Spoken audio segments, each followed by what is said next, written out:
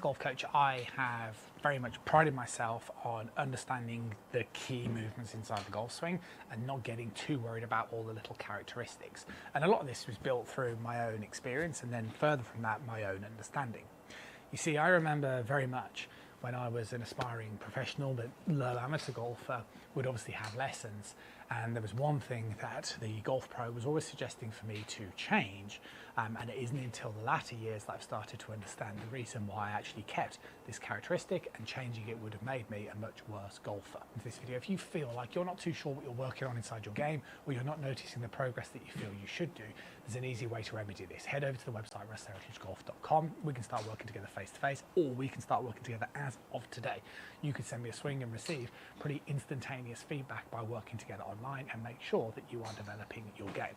Back to the video. One of the things that I remember vividly was the pro used to talk to me, and he used to always get me to set up with completely square hips like so.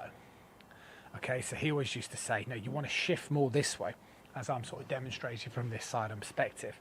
Now, I could understand that because the idea was toes parallel to target, hips completely parallel towards the target, body parallel towards the target. But the thing that I always used to notice from this position is I could never hit the ball as well. I could never get that strike the same. I always felt from this type of position, I'd be hanging back and using excessive hands.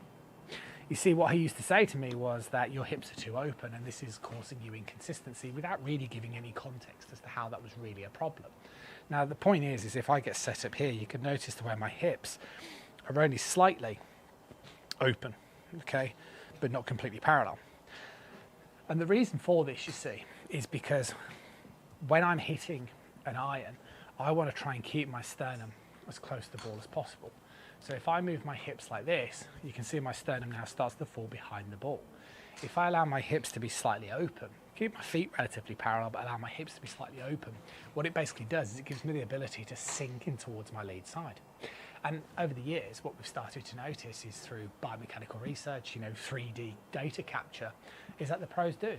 Some pros, and maybe many pros, have the hips slightly open in the address position.